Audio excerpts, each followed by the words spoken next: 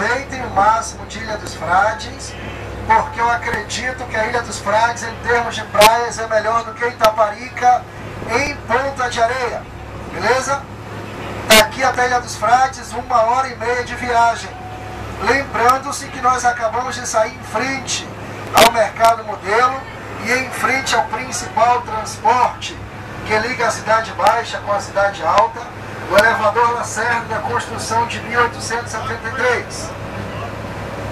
A Ilha dos Frades passou por uma lei federal, onde a 33 metros da praia não pode ter nenhuma construção.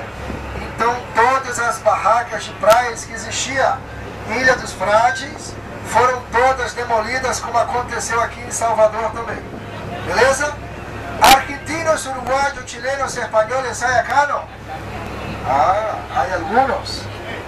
Luego voy a explicar en español, ¿está bien? Pronto. Depois de Ilha dos Frades, nós vamos até Itaparica, em Ponta de Areia, onde tem a parada para o almoço.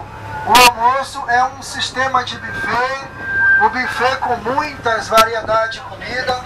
Vocês comem quantas vezes quiserem, com direito às frutas, os doces e o café. Um preço bem simbólico, como se fosse comer um x-tudo lá no McDonald's. Beleza?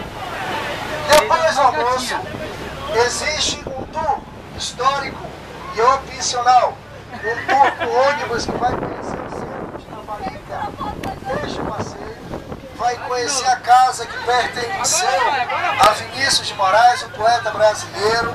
Todas as casas veraneio típicas portuguesas, casas tombadas pelo patrimônio histórico, a Fortaleza de São Lourenço, a Orla de Itaparica, casa de cantores famosos aqui do Brasil, a casa onde foi filmada alguns capítulos das novelas aqui do Brasil também, O Bem Amado, O Casarão, Dona Flor e seus dois maridos, a primeira minissérie.